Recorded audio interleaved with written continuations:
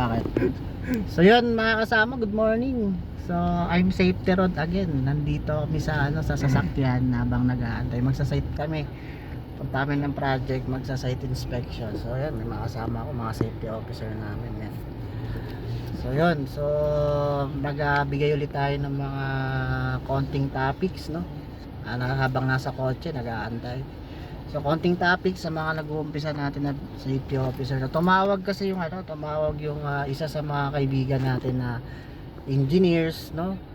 Tumawag siya, no, kasi may na-close silang account na project. So nire-record sila ng mandatory 8 hours training sa workers ng client, no? Gusto accredited ni Dole, then nire-record sila ng mga specialized training, yung mga 5-in-1 saka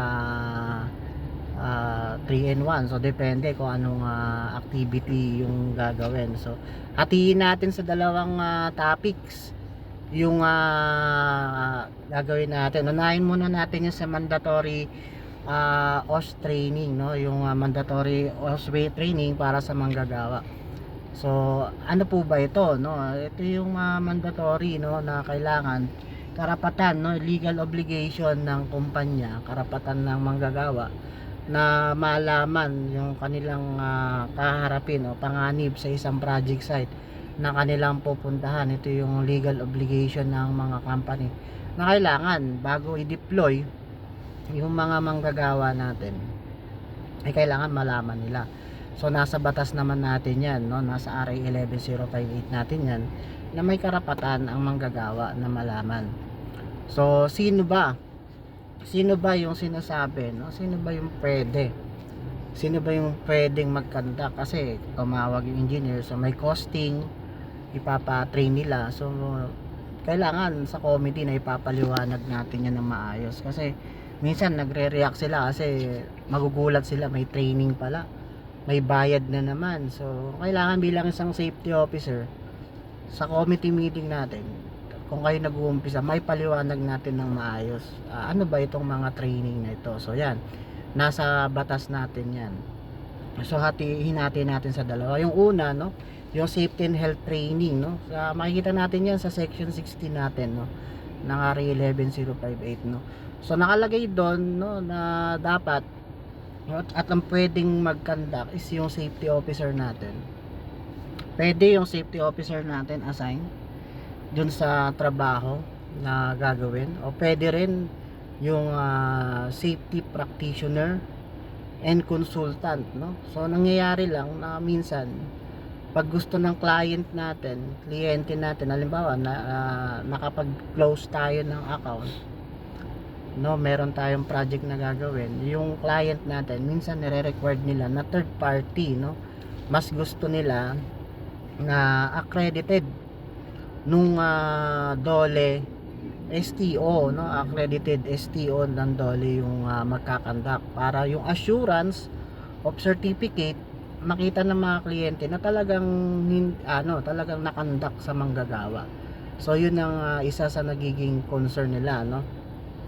So yun, ang tanong lang naman ni engineer, tanong lang naman, nire-required sila, requirements ba?